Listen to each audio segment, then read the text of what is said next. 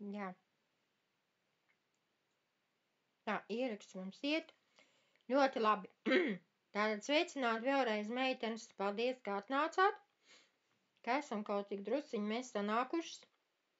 Un turpināsim tālāk mēs par hormoniem.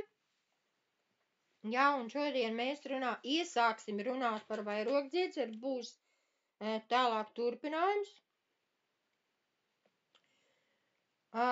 Un tātad par vairogdziedzeri sāksim un epitēlija ķermenīši. Tas ir vienā kopumā. Epitēlija ķermenīši mums ir, kā es saku, uz vairogdziedzera, bet tā viņi abi divi kopā strādā. Viens bez otra nevar iztikt. Tāds izskatās mūsu vairogdziedzeris. Jā, un apkārt ir epitēlija ķermenīši. Tātad, kas ir vairogdziedzeris? Dziedzers ir ļoti svarīga nozīme vielu maiņas regulācijā. Šis iekšējās sekrācijas dziedzers atrodas kakla priekšpusē, virs lielā skrimšļa, kas veido balsenes priekšējo sieniņu. Tas ir virs vairoga skrimšļa. Tātad, kā jau mēs zinām, ja, kad vīriešiem ir izteiktāks, mums viņš ir padziļinātāks, ja, mums nav tik liels izliekums. Jo vīriešiem ar balseni drusku ir savādāka struktūra, jo balseni viņiem drusku ir lielāka un izteiktāka. Tāpēc arī vairoga dziedzerim viņam nav vietas dziļāk, un tāpēc viņš iznāk uz āru. Jā, no tā cēlies arī vairoga dziedzera nosaukums. Tas viss ir vislielākais endokrīnais dziedzeris mūsu visā organismā. Vairoga dziedzers sver 30–40 gramus. Dziedzeri veido folēkuli, kas pildīti ar koloidālu šķidrumu, kur sastāvā ir hormoni, no kuriem svarīgākie ir jodu saturējušie hormoni. Šie hormoni pastiprina vielmaiņu, enerģijas maiņu, ir it sevišķi olbaltumu maiņu, līdz ar to organisma augšanu, attīstību un nervu sistēmas funkcionālo stāvokli. Tie ir pamatfunkcijas, ja, ko vairogdziedzeris dara. Tātad, kā redzat, vairogdziedzeris mums ir pats par sevi, un virspusītē mums ir epitēlija ķermenīši. Epitēlija ķermenīši ir sīki pāra veidojumi, 2 vai 3 pāri, kas piegūst pie vairogdziedzera tā mugurējās daļas. Epitēlija ķermenīši producē hormonu, kas regulē kalcija un fosforu līmeni asinīs. Epitēlija kalcijs, kas samazina fosfātu reblestāciju nieru kanāliņos, stimulē D vitamīna aktīvās formas sintēzi nierēs. Tas veicina tālāk labāku kalciju uzsūkšanu zarnās. Tātad ļoti svarīgi ir, kā epitēlija ķermenīši strādā. Tie saucamie segmenti, ko mēs parasti pārbaudām ar sonogrāfiju, vai viņi pareizi strādā. Jo, ja viņi nestrādā, tad šie te uzsūkšanās procesi un daudz kas cits vēl mums aizkavējas mūsu organismu veidošanā. Vairogdziedzera šūnas pašas par sevi tiricīdi ražo hormonus, saucamo T un toksīnu T4, ko mēs parasti arī lielāko daļu dakteri liek mums pārbaudīt, ja, kas ir atbildīgs par to, cik daudz ir jods. Un jods mums ir 83% no visa organisma, tātad 83% atrodas vairogdziedzerī, ja, jods. Tur ir jābūt visu laiku tik daudz joda, lai dziedzera funkcija strādātu. Tātad ar dzeramo ūdeni un uzturvielām uzņemam jodu tievajā zarnā, uzsūcas asinīs un ar tām nonāk vairogdziedzerī. Jā, tātad caur šūnām, caur tievo zarnu, ja mums aiziet asinīs un tātad vairogdziedzerī strādā mūsu jods.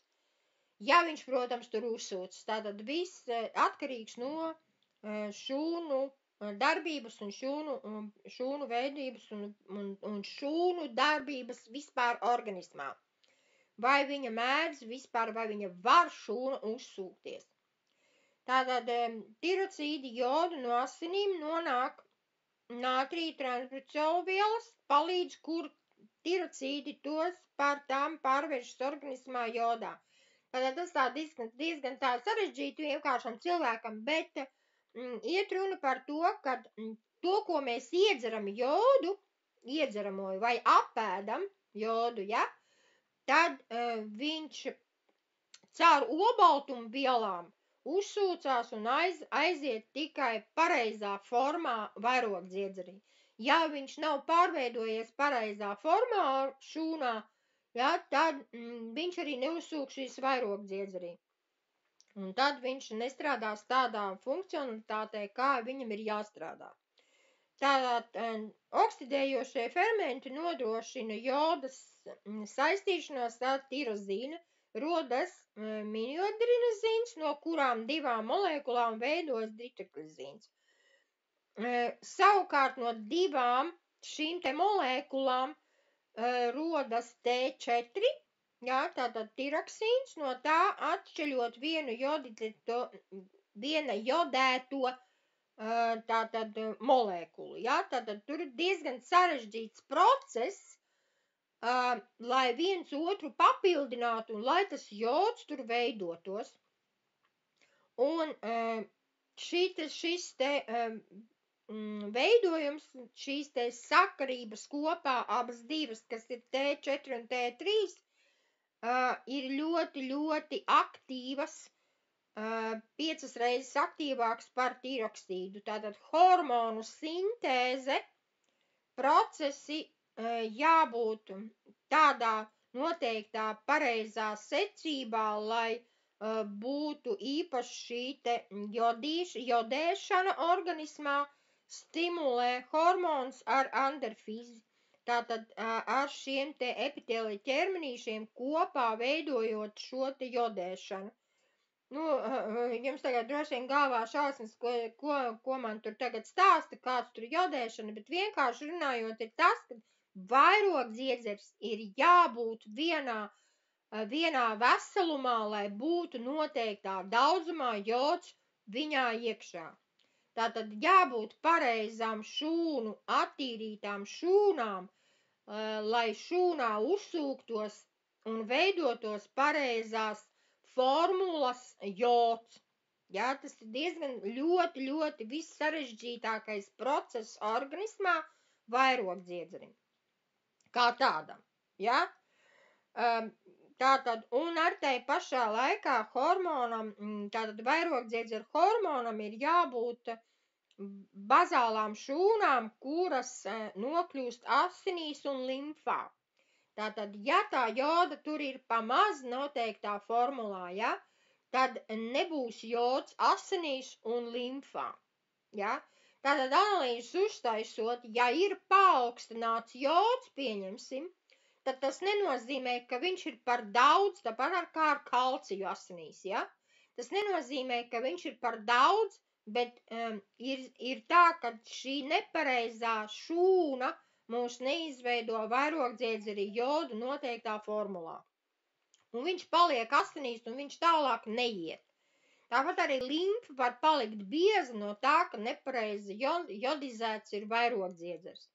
Vairogdziedzers neizdod tādu funkciju, lai viņu attīrītu, lai šis te pareizais jods aizietu pie viņa atpakaļ uz vairogdziedzeri. Ja, viņš paliek asinīs. Tāpat ar kalciju ir tā, ja nepareizo kalciju mēs dzeram, tad viņš paliek asinīs, kurš neuzsūcās. Tātad kalcijs, ja neuzsūcās, viņš paliek asinīs, un tā, kad taisam analīzes, tad mums pasaka, ir kalcijs pa daudz nevar būt. Ja? Jo kā jau mēs jau pagājušreiz par to runājām, ja? Ka viņš visu laiku darbojās, un tāpat īstenībā ir ar jodu.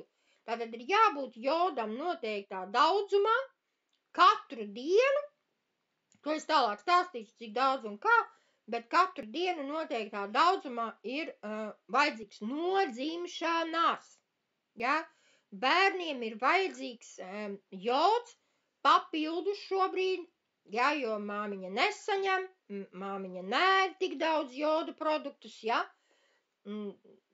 diezi vai, ja, var būt kāds, bet lielāko daļu, ka tā nav. un bērns nedabū vairogdziedzima jodu organismā, lai viņš attīstītos, normalizētos un normalizētu vielmaiņu. Vairogdziedzerī tātad ir lielākā daļa, ir 80%, kas pārvēršas par šīm te mēršūnām un kas aiziet uz orgāniem. Nonāk mērķēšana, tātad ar kodola receptoriem izraisa efektus. Tātad, ja nav pareiza normalizācija, joda normalizācija un vairogdziedzera barošana noteiktā daudzumā, tātad izveido vairogdziedzers papildu efektus organismā, tātad slimības, ja? Tātad kaut kas neattīstās tā, kā vajag, procesi nenotiek. Ja? Tātad, un vairogdziedzers arī atbild par insulīnu, ietekmē skeletu, muskuļu un reproduktīvo sistēmas attīstību. Pātrina sirds darbību, paaugstina asinsspiedienu, iedarbojas uz nervu sistēmu. Tātad, ja pie stresa šūnām mēs vairogdziedzers sevišķi stresā, viņš paaugstina asinsspiedienu. Ja mums nav kārtībā asinsvadi, tātad būs paaugstināts asinsspiediens, būs paaugstināts puls. Ja, tātad vairogdziedzers ir mums obligāti jāpārbauda, obligāti mums jāskatās, jo tā ir pamat funkcija, kas normalizē visus procesus. Tātad bez vairogdziedzera vielmaiņa ir neiespējama. Vielmaiņa organismā nozīmē gan cukura, gan holesterīna vielmaiņu, gan temperatūras un sirdsdarbības regulāciju. Un sirdsdarbība vispār kā tāda, kā notiek, ja, kā viņa funkcionē. Šīs funkcijas izpaužas vairogdziedzera darbības rezultātā. Cilvēkam ir normāla ķermeņa temperatūra, normāls svars, laba ogļhidrāta apmaiņa un ādas stāvoklis, kas arī atspoguļo vielmaiņas procesus. Tātad, ja ir pie paaugstinātas temperatūras, vairogdziedzim ir pārslodze. Ja? Tad arī vairogdziedzers tad automātiski vēl vairāk vajadzīgs jods, un ne tikai pēc tam vēl stāstīšu, kas vēl vajadzīgs, lai viņu balansētu, un lai nav pārslodze. Viņš nespēs normalizēt, ja būs par maz vielas, viņš nespēs normalizēt temperatūru, pieņemsim. Ja, kāpēc ļoti grūti citiem nokrītā temperatūra? Citiem ātri, citiem nē. Tiem, kam ir paaugstināta vairogdziedzera funkcija vai kāda segmenta nepareiza strādāšana, temperatūru ļoti grūti ir nodzīt, automātiski. Ja, bet tai pašā laikā temperatūru nevajag ātri nodzīt, jo temperatūra ir aizsardzība, it sevišķi bērniem. Viņiem nav pareizi, ja mēs dodam tabletes, pieņemsim tikai temperatūras nosišanai, mēs esam tur dabūjuši, bērns ir ok. Nē, tā ir aizsardzība, kur mēs pamazām tas ir jādara. Protams, ja ir pārāk augstu, tad viņi ir zemāk vajag nolaist, bet tā, lai viņi galīgi būtu normā, viņu nevar strauji to darīt. Jo temperatūra ir tā, kas aizsargā organismu. Jo ir kaut kāds iekaisuma process iekšā, kuru mēs nezinām, ja, no kuras vietas viņš ir sācies, ja, un kāds viņš ir. Ja, tad arī organisms tā ir aizsarga barjera. Un vairogdziedzers ir tas, kas regulē šo te temperatūru procesā, pieņemsim. Ja, par temperatūru. Tāpat arī par svaru. Ja mēs, kāpēc nevar nomest svaru, citi var, citi nevar. Tātad ir kaut kāds vai nu pa zemu vairogdziedzera funkcija ir, vai nu paaugstināti vairogdziedzera funkcija. To es arī vēlāk drusku tālāk stāstīšu. Vajag sabalansēt, vajag viņu normalizēt šo te vairogdziedzera funkciju. Tāpat arī laba ogļhidrāta apmaiņa, ja, ir, lai būtu nomestu svaru, starp citu, ir jābūt labai ogļhidrāta apmaiņai. Tad vielmaiņas procesam jābūt vielam, lai izdalītos, lai sašķeltu taukaudus, lai sašķeltu liekos ūdeņus, izvadītu ārā, ja. Ja nav šī vielmaiņa normāla, tad vairogdziedzers ir paaugstināts un viņš nespēja to izdarīt. Vairogdziedzers organisma asinīs straumē izdala hormonus, toriksonu, kas organismā pārveidojas un veic savas funkcijas. Tātad vairogdziedzers ir tas, kas normalizē asins plūsmu, vienkārši sakot. Jebkurai organismu šūnai ir vairogdziedzera hormonu piesaistes vietas un organisms novirza hormonus tur, kur audiem tie ir nepieciešami. Tātad normalizē audu un muskuļu struktūru. Lai vairogdziedzers normāli funkcionētu, jāņem vērā visi labi zināmie ieteikumi. Tātad ēst veselīgi, protams, ja to mēs par katru reizi un visi mēs to zinām, jācenšas to ievērot. Tātad jācenšas uzturēt normālu svaru, tātad jābūt ir svaru, mēs zinām, kā mēs aprēķinām, kādam ir jābūt. Ja, kā to darīt, pret augumu ir jābūt vidēji, ja ir 1,64 m, tad apmēram šurpu turpu, 5 kg turp vai šurp, tas tā īpaši neietekmē, bet jābūt ir, piemēram, 1,64 m, ir 64 kg. Tas ir vidējais, ja tur ir 70, tas nekas, ja ir jau 80 vai 85, jau ir pa daudz, un vairogdziedzerim būs pārslodze strādāt, ja, tad ir jādabū atkal tā, lai mēs sevi normalizētu vairogdziedzeri. Tātad, lai normalizētu vairogdziedzeri darbības funkciju, ir jābūt noteiktā daudzumā jodam, D3 vitamīnam, ja, un selēnam. Tie ir 3 komponenti, kas baro un normalizē mūsu vairogdziedzeri. Tātad nepieciešams ir vajadzīgi šie te pamata elementi vairogdziedzerim, lai normalizētu iekšējās sekrēcijas dziedzeri viņā pašā. Vairogdziedzeris spētu gādāt par vielmaiņas regulāciju. Vairogdziedzeris ir jābūt veselam, jāvācakot normalizētam, lai vielmaiņa visos procesos strādātu. Pilnīgi visos orgānos. Visas vielmaiņas atbild tikai par vairogdziedzeri. Tātad par jodu. Vairogdziedzeri veido folekulu, kas ir pildīta ar kolīdāēdu šķidrumu. Tātad ir viņš tāds interesants, tas vairogdziedzeris ir tāds uzpūsts šķidrains balons, jā, jāsaka, ar plēvīti apkārt, jā, un šim te šķidrumam jābūt ir noteiktā daudzumā, jo tajā šķidrumā ir šie te hormoni. Tātad T4 un diodrīns ir T3. Šie hormoni aktīvi piedalās obaltuma sintēzē, organismu termoregulācijā, tātad, kā jūs teicu, temperatūrā, ja, kas regulē organismā, ietekmē skeletu muskultūru, normalizē, tātad, ja pareizi vairogdziedzera funkcija darbojās, mūsu muskultūra normalizējas. Tātad vai lai nav muskuļu pa daudz, vai atkal ir pārslodze vai par maz. Tātad, ja, piemēram, mēs krītamies strauji svarā, vai mūsu muskultūra paliek vāja, tad arī ir pirmām kārtām ir jābauda vairogdziedzers. Vairogdziedzers par šo te muskultūru struktūru atbild. Viņš to regulē. Tātad reproduktīvās sistēmas attīstība, nervu sistēmas darbībai arī ļoti svarīgs ir gan vairogdziedzers un jods pats par sevi, ja? Bet tā kā mēs sapratām, ka vairogdziedzers pamatā sastāv no joda un tos 83%, ja? Tad lielu procentu viņam jābūt normalizētam.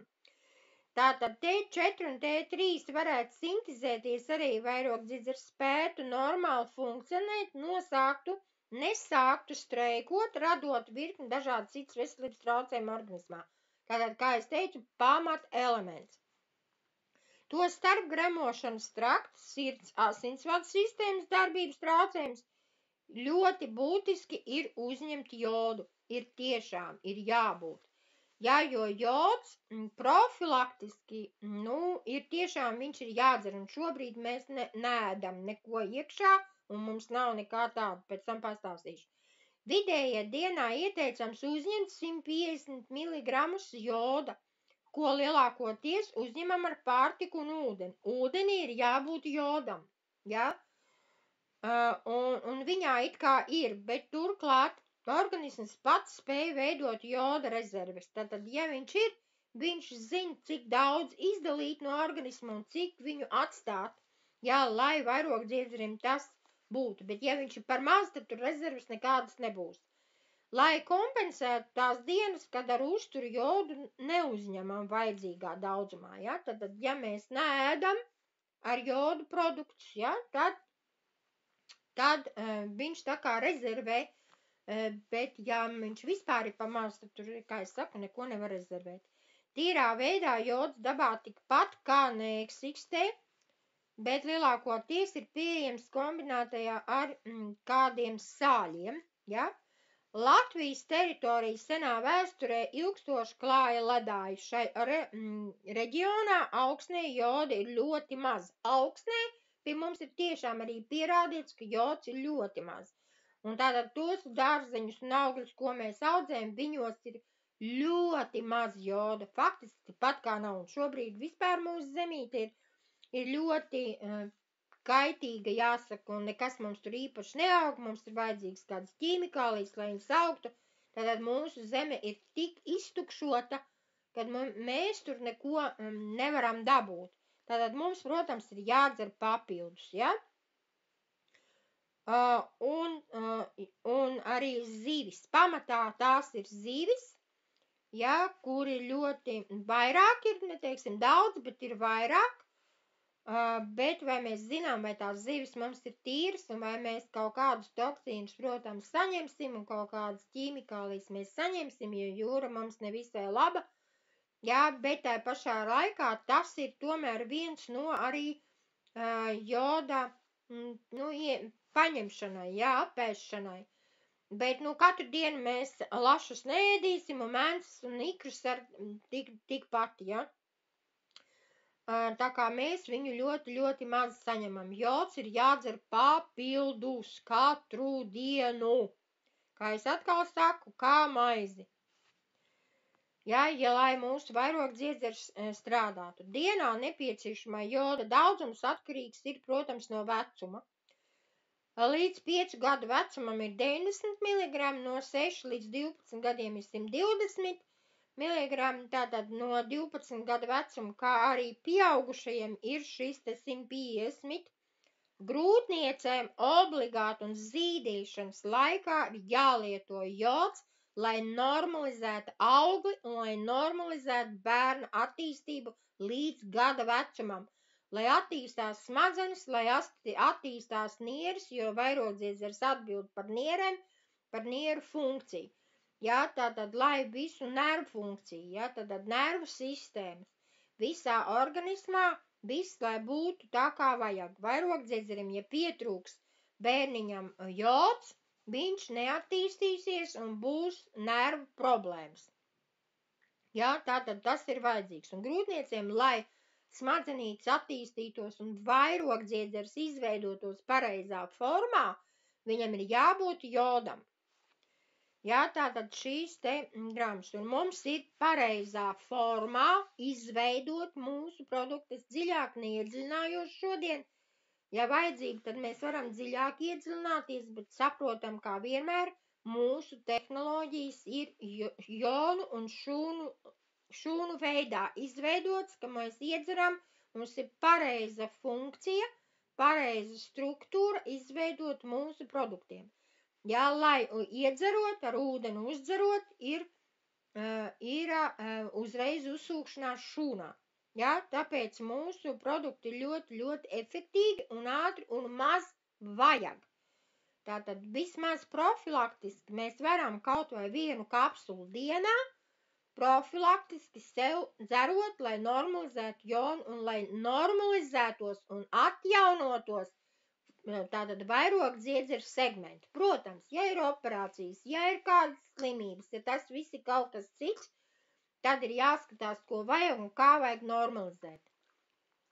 Tā, ja, bet profilaktiski tik un tā kaut nepietiekamam, kā es teiktu, slimam vairogdziedzerim, kam ir kaut kāda vainīta, ir tomēr jābūt tik un tā šim jodam normā. Tātad tas ir pamata elements, lai viņam dos, un viņš automātiski šūnu līmenī viņš atjaunosies. Mūsu organismu var atjaunot. Tad, protams, ir obligāti jābūt, un vairogdziedzerim ir jābūt D3 vitamīnam, un mums ir pareizs D3 vitamīns, kur ir jābūt kā klāt, kā 2 klāt, un mums tāds ir. Tātad kaut vai 2 pilītes zem mēles no rīta, ja mēs iepilinām, un mums ir šī D3 vitamīna norma. Palīdz profilaktiski. Tātad D3 vitamīnam ir svarīga loma gan kaulu veselībā, jā, to mēs esam runājuši, gan muskuļu darbības, imunitātes nodrošināšanā, gan arī autoimūnu saslimšanu profilaksē. Ar gadiem kauli fizioloģiski kļūst trauslāki, bet sievietēm menopauzes periodā līdz ar hormonālām pārmaiņām mainās arī kalcija vielmaiņa un pieaug osteoporozes risks. Tādēļ D vitamīns līmenis asinīs jāpieskaita, jo īpaši, kā zināms, arī hronisku steroīdu gadījumā. Tātad D3 vitamīns vairogdziedzerim ir vajadzīgs, lai hormonus normalizētu, it sevišķi menopauzes gadījumā. Ja ir menopauze agru vai vēlu, vienalga, ir automātiski mūsu vielmaiņa mainīsies. Tātad process nomainās, vairogdziedzers sāk funkcionēlāk, smagāk. Bet ja ir par maz spēka vairogdziedzerim, tad viņam sāk bojāties kaut kas. Ja? Ja viņš vēl pirms tam ir bijis slims ar segmentiem vai ar kādu tur procesu, ja, kas vairogdziedzerī notiek, ja, tad viņam ir nebūs spēka normalizēt, piemēram, sievietēm menopauzi, vīriešiem arī ir menopauzi, tik ne tik tādā izteiktā procesa, viņam drusku savādāk. Jā, bet tik un tā ar gadiem no 50 vai pat ātrāk tagad pierādīts, kad vīriešiem arī ir šis te pārējais vecums, viņi tādi paši kā mēs, tik drusku savādāki, ja? Bet arī šis te pārējais vecums ir, ja, un viņiem arī tāpat ir vajadzīgs. Un arī D vitamīns ir tas, kurš ir, palīdz normalizēt vairogdziedzerim izstrādāt pareizās vielmaiņas procesus. D vitamīns, kad imūnsistēma vēršas pati pret savu organismu vairogdziedzeru šūnām, pamazām tās iznīcinot. Tātad, ja D vitamīns ir par maz, tad vairogdziedzeru šūnas iznīcinās, viņš paliek nespēcīgs. Ja, un tātad šos procesus mums automātiski organismā pasliktinās. Ja, tad vielmaiņa nepareizi sāk strādāt. Ļoti tātad svarīgi ir spēt uzturēt optimālu D3 līmeni asinīs, lai slimības progresēšana apturētu un vairogdziedzeru šūnas saudzētu. Ja, tad lai šie te vienalga kāda vielmaiņas mums procesi ir pazemināti, tad D vitamīns ir tas, kas palīdz vairogdziedzerim normalizēt sevi pareizā līmenī. Ja, un tad viss automātiski notiek. Vēl trešais, kas ir obligāts vairogdziedzerim, tas ir selēns. Lai gan šis mikroelements jāuzņem ikvienam sevišķi būtiski, tas ir tiem, kuriem diagnosticēts kādas vairogdziedzeru saslimšanas. Selēns ir pamat elements vairogdziedzerim. Ne jods, viņš sastāv no joda pamat elementa, ja, bet funkcionē ar selēnu, ja, un ja ir pazemināta funkcija vai kāda saslimšana vairogdziedzerim, visādas ir, ja, tad selēns ir tas, kurš atjaunos vairogdziedzeru funkciju. Selēns nodrošina dažādu enzīmu darbību organismā, kas savukārt kontrolē hormonālo aktivitāti. Viens no tādiem enzīmiem ir deiodināze, kas aktivizē neaktīvo TH hormonu. Tātad, ja mēs uztaisām analīzes un TH4 ir pazemināts, selēns ir kā maize. nodrošinot visas vairogdziedzera funkcijas cilvēka organismā. Jā, tātad selēns ir tas, kas palīdz normalizēt funkcijas. Vairogdziedzeri un vairogdziedzeris tātad automātiski mūsu organismā normalizēs. Selēns gādā, lai jods labāk uzsūktos organismā un pasargā audus no brīviem radikāļu ietekmes. Tātad tāpēc arī, kā vienmēr, kāds papildus elements ir mums, kas palīdz normalizēt. Tātad, lai selēns uzsūktos, ir jābūt jodam. Ja? Lai D vitamīns uzsūktos, ir jābūt K vitamīnam. Ja? Tātad arī viss tas kopā un papildus kopā dzerot, arī šis te normalizācija un selēns labāk uzsūksies. Ja viņš būs par maz, selēns tik ātri neuzsūksies.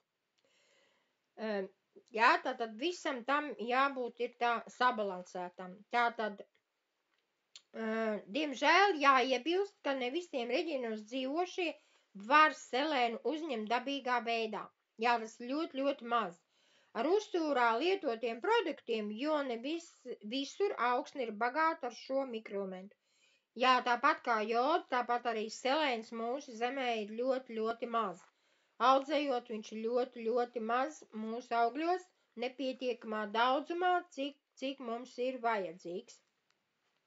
Tātad, kas pilnīgi uzsūktos? Mēs viņu varam apēst, bet vai viņš uzsūksies, tas ar vēl ir jautājums. Ja? Tātad, lai nonāk šūnās un audos, aktivizē selēna proteīnus, tādā veidā nodrošinot nepieciešamas organismu funkcijas. Tātad, ja tātad process selēns uzsūcas pareizi, tad šie procesi arī automātiski normalizējas.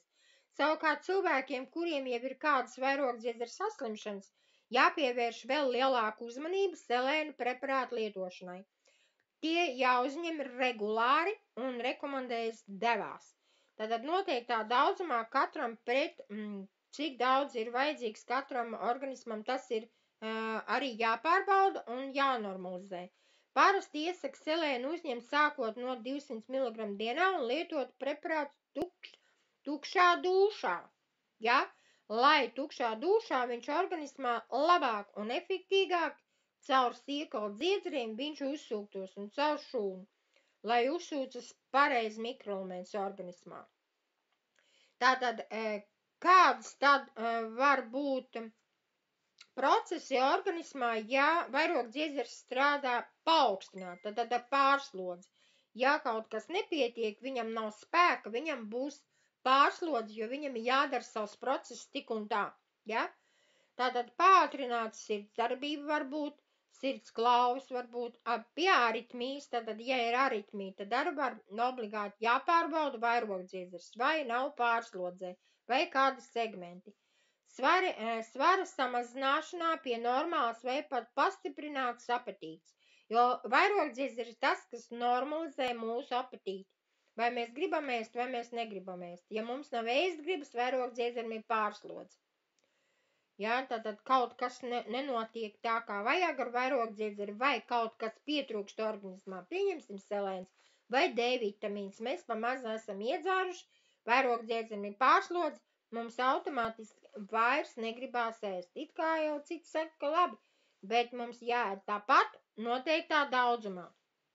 Ja ir ļoti pastiprināta svīšana, pieņemsim, garastāvoklis svārstības, un tiem cilvēkiem, kuri no rīta forši pēc pusstundas viņi atkal ir tādi naidīgi vai nevar savākt savus nervus, ja? Vai sevi nevar savākt, tas ir pirmām kārtām, tas ir vairogdziedzeri, jo tā ir hormonu maiņa, hormonu vielu maiņa organismā, ja? Un šīs te automātiski garastāvoklis sāk svārstīties, ja viņam ir pārslodze. Vai atkal nespēks, nav spēka darboties, neko man negribās, ja? Tātad arī tas ir vairogdziedzera pārslodze. Muskuļu vājums, kā jau mēs runājam, jo atbilda vairogdziedzers par muskuļiem. Un, ja nav spēks vai ir atkal stresošana, tātad ir cilvēki, protams, nervozi, ja? Tātad nervozitāte. Kairinājums sajūta acīs. Ir tā, ka, ja vairogdziedzeri ir paaugstināts, sevišķi tad, ja ir pa maz jods, ja, organismā, tad arī priekš vairogdziedzeri, tad acīm ir ļoti augsts spiediens varbūt, vai acis liekas, ka viņas tā kā kož, tā kā, kaut kādas tādas sajūta, ka acīm nav labi, vai nav spēka, vai sāk graust kaut kas, ja? Vai kaut kas acīs iekritis ļoti bieži. Ir tā, ja cilvēkiem, tiem, kam ir ļoti bieži, tad tiem ir arī šī te vairogdziedzera pārslodze. Tad jods ir par maz, pirmām kārtām. Kam asaro acis, ja, tiem arī ir vairogdziedzera pārslodze. Un arī ķermeņa trīce, ja, tas ir arī no vairogdziedzera segmentiem. Tātad tas ir jābauda, jāiet uz sonogrāfiju, jābauda magnētiskā rezonanse, jātaisa viss, kas jābauda, kā viņi strādā, un tad viņi jānormalizē. Tad, kad viņi pamaz vairogdziedzers strādā, ja, tad pastiprinās nogurums, ir miegainība, visu laiku gribās gulēt, ja, salst, ir salīgums, visu laiku ir augsts kājas, augsts rokas. Palēnināts sirdsdarbība, vai ļoti zems asinsspiediens, tiem, kam ir zemi asinsspiedieni, tie arī ir vairogdziedzera problēmas. Vai strauji pieņemās svarā, vai tā kā man pašai bija, strauja menopauze pusgada laikā no 42. izmēra līdz 52. Pusgada laikā es biju ļoti, ļoti strauji pieņēmos svarā. Jā, tātad menopauze bija par nepareizi, jo man segmenti nestrādāja, izrādījās, ja? Un tātad šis te viss process notiek automātiski. Viss notiek automātiski. Normalizē, svars nokrītās, viss normalizēs. Visu var normalizēt, ja? Vai paaugstināts, ļoti paaugstināts holesterīna līmenis asinīs. Vai tiem, kam lēkā holesterīni, tiem arī ir jābauda vairogdziedzers, ja? Vai ļoti sausa āda. Ar visām psoriāžu slimībām, ar visu tā ir nervu sistēma, hormonu sistēma, vairogdziedzeris. Kaut kas nestrādā, kaut kāda funkcija. Trausli mati, tiem, kam lūst mati, nevis plāni, bet tiem, kam lūst mati, ja, tiem arī ir varbūt tātad vairogdziedzera funkcija palēnināt.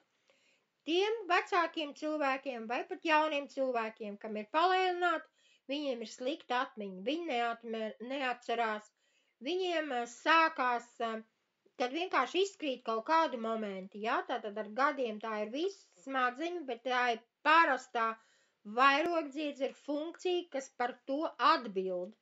Ja, tātad, ja normalizējam vairogdziedzeru, mums viss būs kārtībā. Tālūk, meitenes, to es šodien gribēju stāstīt.